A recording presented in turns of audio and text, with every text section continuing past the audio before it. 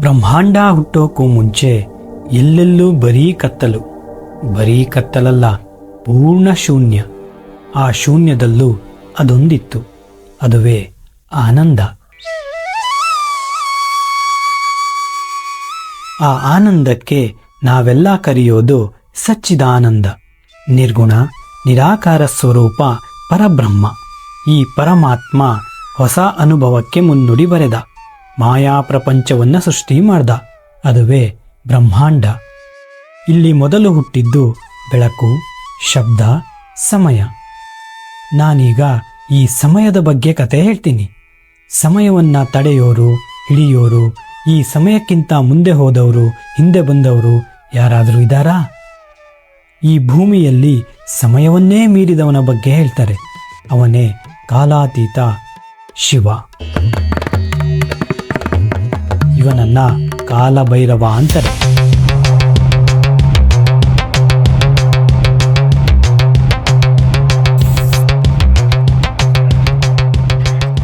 ನಮಗೆ ದೊಡ್ಡ ದೊಡ್ಡ ವಿಷಯ ಬೇಡ.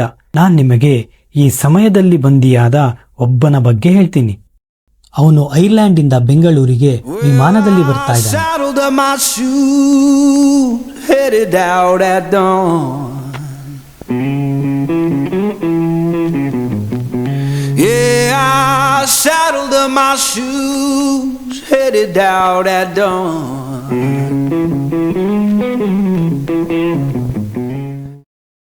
ಅವತ್ತು ವಾತಾವರಣ ವಿಕೃತ ರೂಪ ತಾಳಿತ್ತು.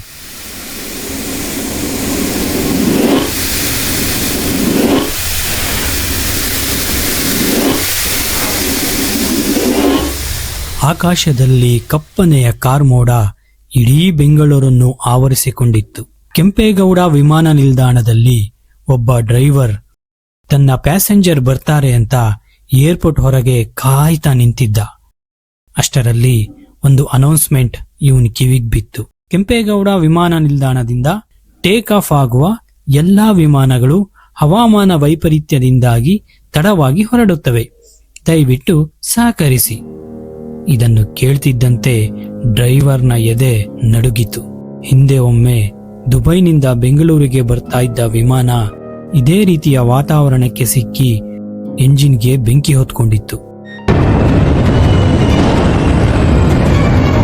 ಇವತ್ತು ಅದೇ ರೀತಿಯ ವಾತಾವರಣ ಇರೋದನ್ನ ನೋಡಿ ಡ್ರೈವರ್ ಹೆದರಿ ಹೋದ. ಇವನ ಮನಸ್ಸಿನಲ್ಲಿ ನಾನಾ ಪ್ರಶ್ನೆಗಳು ಹುಟ್ಕೊಳ್ತಿತ್ತು. ಬೆಂಗಳೂರಲ್ಲಿ ವಾತಾವರಣ ಸರಿ ಇಲ್ಲ ಅಂದ್ರೆ ಹೈದರಾಬಾದಲ್ಲೋ, ಚೆನ್ನೈಯಲ್ಲೋ ಅಥವಾ ಮುಂಬೈಯಲ್ಲಿ ಲ್ಯಾಂಡ್ ಆಗಿದೆಯಾ? ಇವತ್ತು ಫ್ಲೈಟ್ ಬರುತ್ತೋ ಇಲ್ವೋ, ಬಂದ್ರೂ ಸುರಕ್ಷಿತವಾಗಿ ಲ್ಯಾಂಡ್ ಆಗುತ್ತೋ ಇಲ್ವೋ ಅಂತ ಕಸಿವಿಸಿಕೊಂಡ. ಮತ್ತೆ ಏನಾದ್ರೂ ಅನೌನ್ಸ್ ಮಾಡ್ತಾರಾ ಅಂತ ಕಿವಿನ ನೆಟ್ಟಿಗೆ ಮಾಡಿಕೊಂಡು ಕಾಯ್ತಾ ನಿಂತ. ರಡಾರ್ ಸ್ಟೇಷನ್ನಿನಲ್ಲಿ ಎಲ್ಲ ಅಧಿಕಾರಿಗಳು ಗಾಬರಿಗೊಂಡು ಅತ್ತಿತ್ತ ಓಡಾಡ್ತಾ ಯಾವುದೋ ವಿಮಾನದ ಸಂಪರ್ಕಕ್ಕಾಗಿ ಹುಡುಕಾಟ ನಡೆಸ್ತಿದ್ರು. ಆದ್ರೆ ಯಾವುದೇ ಸಂಪರ್ಕ ಸಿಗ್ತಾ ಇಲ್ಲ. ಐರ್ಲ್ಯಾಂಡ್ ಇಂದ ಹೊರಟ ವಿಮಾನ ಈ ಸಮಯಕ್ಕಾಗ್ಲೇ ಬೆಂಗಳೂರಲ್ಲಿ ಲ್ಯಾಂಡ್ ಆಗಬೇಕಿತ್ತು. ಬೆಂಗಳೂರಿಗೆ ಎಂಟ್ರಿ ಆಗೋ ಮುಂಚೆನೆ ಸಂಪರ್ಕ ಕಟ್ಟಾಗಿರೋದು ಅಧಿಕಾರಿಗಳಲ್ಲಿ ತುಂಬಾ ಅಂದ್ರೆ ತುಂಬಾನೇ ತಳಮಳ ಏರ್ಪಟ್ಟಿತ್ತು. ಏನಾದ್ರೂ ತಾಂತ್ರಿಕ ದೋಷ ಉಂಟಾಯ್ತೋ ಅಥವಾ ವಾತಾವರಣ ವೈಪರೀತ್ಯಕ್ಕೆ ಈ ರೀತಿ ಆಯ್ತು ಅಂತ ತಿಳಿಯೋಕೆ ರಡಾರ್ ಸ್ಟೇಷನ್ನಿನ ಅಧಿಕಾರಿಗಳು ತಲೆ ಕೆಡಿಸ್ಕೊಂಡಿದ್ರು. ವಿಮಾನದ ಸಂಪರ್ಕ ಸಿಗ್ತಾ ಇಲ್ಲ. ಈ ಕಡೆ ಇನ್ಸ್ಟ್ರಕ್ಷನ್ ಕೊಡೋಕ್ಕೂ ಸಾಧ್ಯ ಆಗ್ತಾ ಇಲ್ಲ. ವಾತಾವರಣ ಮಾತ್ರ ಭಯಾನಕವಾಗಿ ವಿಕೋಪಕ್ಕೆ ತಿರುಗಿತ್ತು. ಮಿಂಚು ಗುಡುಗಿನ ಆರ್ಭಟ ಎದೆ ಸೀಳುವಷ್ಟು ಜೋರಾಗಿತ್ತು. ವಿಮಾನನ ರಡಾರ್ ಸಂಪರ್ಕಕ್ಕೆ ತಗೊಳ್ಳೋಕೆ ಅಧಿಕಾರಿಗಳು ಹಠಕ್ಕೆ ಬಿದ್ದು ಹರಸಾಹಸ ಪಡ್ತಾ ಇದ್ರು. ಅಧಿಕಾರಿಗಳ ಹಣೆಯ ಮೇಲೆ ಬೆವರು ಹನಿಹನಿಯಾಗಿ ತೊಟ್ಟಿಕ್ಕುತ್ತಿತ್ತು. ಒಬ್ಬ ಅಧಿಕಾರಿ ಮೋಡವನ್ನು ನೋಡ್ತಾ ಇದ್ದಾಗ ಅಸ್ಪಷ್ಟವಾದ ಬೆಳಕೊಂದು ಮಿನುಗುತ್ತಾ ಹಾಗೆ ಮರೆಯಾಗುವುದು ಇವನ್ ಕಣ್ಣಿಗೆ ಬಿತ್ತು. ಇದ್ದಕ್ಕಿದ್ದ ಹಾಗೆ ಕೂಕ್ಕೊಂಡ, ಅಲ್ಲಿ ಅಲ್ಲಿ ವಿಮಾನ ಬರ್ತಾ ಇದೆ ಬರ್ತಾ ಇದೆ. ಅವಸರದಿಂದ ರಡಾರ್ ಸಂಪರ್ಕ ತೆಗೆದುಕೊಳ್ಳೋಕೆ ಪ್ರಯತ್ನ ಪಟ್ಟ. ಆದರೆ ಅಲ್ಲಿ ನಿರಾಸೆ ಕಾದಿತ್ತು. ವಿಮಾನ ರಡಾರ್ ಸಂಪರ್ಕಕ್ಕೆ ಸಿಗ್ತಾನೇ ಇಲ್ಲ. ಆದರೆ ಅಲ್ಲಿರುವ ಅಧಿಕಾರಿಗಳಿಗೆ ವಿಶ್ವಾಸ ಇತ್ತು. ಅವರ ಮನಸ್ಸು ಯಾವುದೇ ಅನಾಹುತ ನಡೆದಿಲ್ಲ ಅಂತ ಸಾರಿ ಸಾರಿ ಹೇಳ್ತಾ ಇತ್ತು. ವಿಮಾನ ಎಲ್ಲೂ ಪತನವಾಗಿಲ್ಲ, ಬೇರೆಡೆ ಲ್ಯಾಂಡ್ ಆಗಿಲ್ಲ, ಅದು ಮೋಡದ ಮರೆಯಲ್ಲೇ ಇರಬೇಕು, ನಮ್ಮ ಸಂಪರ್ಕಕ್ಕಾಗಿ ಕಾಯ್ತಾ ಇರಬೇಕು ಅನ್ನೋ ಅಚಲ ವಿಶ್ವಾಸ ಇತ್ತು. ಅಧಿಕಾರಿಗಳು ಎಡೆಬಿಡದೆ ವಿಮಾನವನ್ನ ಸಂಪರ್ಕಕ್ಕೆ ತಗೊಳ್ಳೋಕೆ ಪ್ರಯತ್ನಿಸ್ತಲೇ ಇದ್ರು. ಅದೃಷ್ಟವಶಾತ್ ವಿಮಾನ ರೆಡಾರ್ ಸಂಪರ್ಕಕ್ಕೆ ಸಿಕ್ಕೇ ಬಿಡ್ತು. ತಕ್ಷಣ ಲ್ಯಾಂಡಿಂಗ್ ಇನ್ಸ್ಟ್ರಕ್ಷನ್ ಕೊಡೋಕೆ ಶುರು ಮಾಡಿದ್ರು. ನೋಡುತ್ತಿದ್ದಂತೆ ವಿಮಾನ ಮೋಡಗಳನ್ನು ಸೀಳಿಕೊಂಡು ಲ್ಯಾಂಡ್ ಆಗಲು ರನ್ವೇ ಬಳಿ ಬಂದೇ ಬಿಡ್ತು. ಹಾಗೆ ಸುರಕ್ಷಿತವಾಗಿ ಲ್ಯಾಂಡ್ ಆಯಿತು.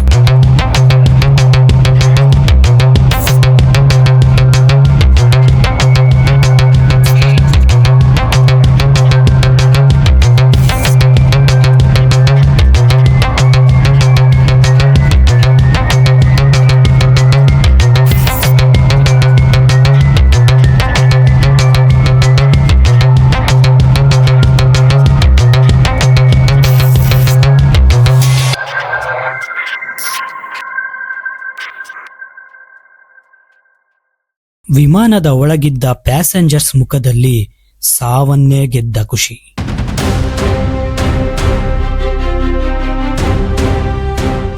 ನರಕ ದರ್ಶನ ಮಾಡಿ ಜೀವಂತ ಬಂದೆವಲ್ಲ ಅನ್ನೋ ಸಂತೋಷ, ಕಣ್ಣಲ್ಲಿ ಆನಂದ ಬಾಷ್ಪ. ಇದು ವಿಧಿಯ ಆಟ. ಇಲ್ಲಿ ಬದುಕಿ ಬಂದವರಿಗೆ ಅವರದ್ದೇ ಆದ ಕ್ರೀಡಾಂಗಣ ನಿರ್ಮಾಣ ಆಗಿದೆ. ವಿಧಿ ಆಡಿಸಿದ ಹಾಗೆ ಅವರು ಆಡಬೇಕಷ್ಟೆ. ಆಟ ಏನು ಅಂತ ಯಾರಿಗೂ ಗೊತ್ತಿಲ್ಲ. ನಾವು ಇಲ್ಲಿ ಒಬ್ಬನ ಆಟವನ್ನು ಮಾತ್ರ ನೋಡೋಣ. ಅಷ್ಟೆಲ್ಲ ಅವಾಂತರ ಆದ್ರೂ ಇವನ್ ಮಾತ್ರ ಮುಖದಲ್ಲಿ ಯಾವುದೇ ಭಯವನ್ನು ತೋರದೇ ಇದ್ದ. ಅಂದ ಹಾಗೆ ಇವನ ಹೆಸರು ಹರ್ಷ. ಇವನನ್ನು ಕಂಡೊಡನೆ ಡ್ರೈವರ್ ಅವನ ಬಳಿ ಹೋಗಿ ತನ್ನ ಪರಿಚಯ ಮಾಡಿಕೊಂಡ. ಸರ್, ನಾನು ಶ್ರೀನಿವಾಸ್, ನಿಮ್ ತಂದೆಗೆ ಡ್ರೈವರ್ ಆಗಿದ್ದವನು. ನಿಮ್ ಚಿಕ್ಕಪ್ಪ ಹೇಳಿದ್ರು ನೀವು ಬರ್ತೀರಾ, ಕರ್ಕೊಂಡ್ ಬಾ ಅಂತ.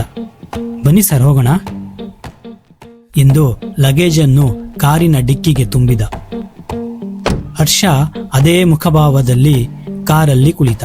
ಈ ಡ್ರೈವರ್ ಶ್ರೀನಿವಾಸು ನಗುವಾಸಾಮಿನೇ ಅಲ್ಲ, ಗಂಟು ಮುಖದವನು. ಅವನು ಅಪರೂಪಕ್ಕೆ ನಕ್ಕಿದ್ರು ಅದು ನಗುವಿನ ತರ ಇರಲ್ಲ, ಹಲ್ ಡಾಕ್ಟರ್ಗೆ ಹಲ್ ತೋರಿಸ್ದಂಗಿರುತ್ತೆ. ಸುಮಾರು 8 ವರ್ಷದ ಹಿಂದೆ ಹರ್ಷನ ತಂದೆಗೆ ಡ್ರೈವರ್ ಆಗಿದ್ದ. ಆ ಯಪ್ಪನ ಹುಚ್ಚಾಟ ತಾಳಕ್ಕಾಗದೆ ಕೆಲಸ ಬಿಟ್ಟ. ಆಮೇಲೆ ಹಂಗೋ ಹಿಂಗೋ 3 ಸ್ವಂತ ಗಾಡಿ ಮಾಡ್ಕೊಂಡ. 2 ಕಾರ್ನ ಯಾವುದೋ ಸಾಫ್ಟ್ವೇರ್ ಕಂಪ್ನಿಗೆ ಬಿಟ್ಟು ಈ ಕಂದು ಬಣ್ಣದ ಇನ್ನೋವಾ ಕಾರ್ನ ಬಾಡಿಗೆಗೆ ಓಡಿಸ್ಕೊಂಡಿದ್ದ. ಹರ್ಷ 2 ವರ್ಷದ ಹಿಂದೆ ತನ್ನ ಅಕ್ಕನ ಮದುವೆಗೆ ಬಂದಿದ್ದ. ಅದು ಬಿಟ್ರೆ ಇವತ್ತೇ ಬೆಂಗಳೂರಿಗೆ ಬರ್ತಾ ಇರೋದು. ಆಗ ಬಂದಾಗ ಸಂತೋಷದ ವಿಷಯ, ಆದ್ರೆ ಈಗ ಅತ್ಯಂತ ದುಃಖದ ವಿಷಯ.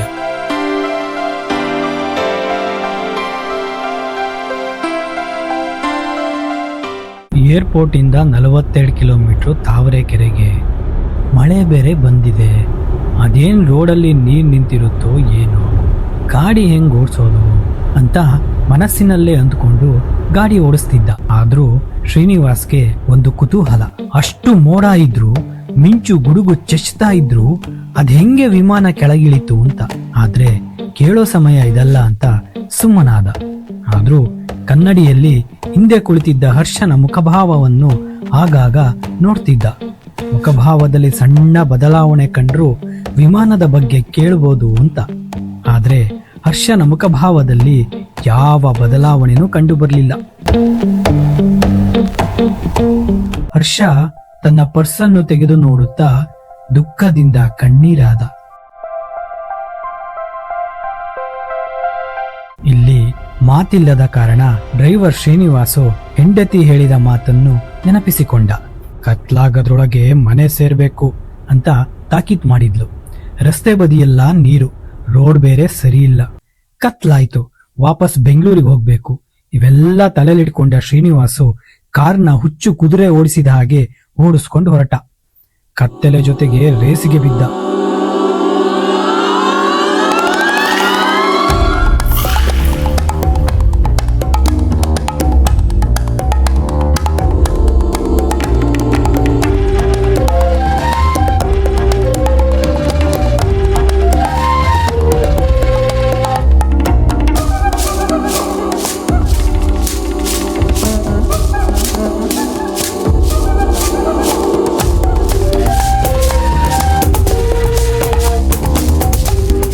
ಕಾರು ಹರ್ಷನ ಮನೆ ಮುಂದೆ ಬಂದು ನಿಲ್ತು.